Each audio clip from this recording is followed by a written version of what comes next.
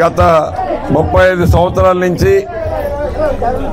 ఉగాది సందర్భంగా అమ్మవారి ఉత్సవాలు చేయటం అన్నది ఇక్కడున్న మిత్రులందరూ కూడా ఐకమత్యంగా కలిసి ఈ కార్యక్రమాన్ని దిగ్విజయంగా చేస్తూ ఆ నౌకానమ్మ అనుగ్రహానికి అందరూ కూడా పాత్రులై వారు చేసే కృషి అందరికీ కూడా సత్ఫలితాలను ఇచ్చి వారి వారి కుటుంబాన్ని సంతోషంగా చూసుకుంటూ ముందుకు సాగుతూ ఉన్నారు.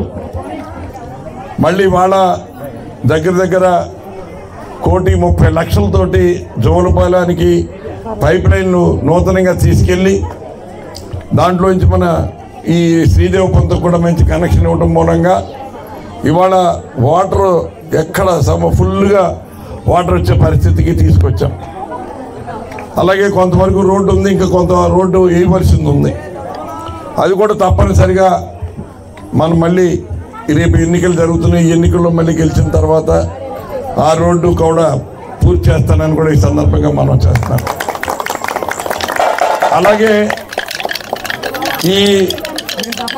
ఇక్కడ నివసించే కుటుంబాలన్నిటికీ ఒక పెద్ద సమస్య, ఇది ఇవాళ సమస్య కాదు. గత 20 సంవత్సరాల నుంచి ఈ పట్టాలు లేకుండా పట్టాలు ఇప్పించాలని ఎవరు ప్రయత్నం చేసినా ఇక్కడ టెక్నికల్గా ఇబ్బంది ఏంటంటే ఈ ప్రాంతం అంతా కూడా పెంటపాడు మండలం రెవెన్యూ కింద వస్తుంది. వార్డు వచ్చేటప్పటికేమో మన అర్బన్ వార్డు కింద, మున్సిపల్ వార్డు కింద వస్తుంది.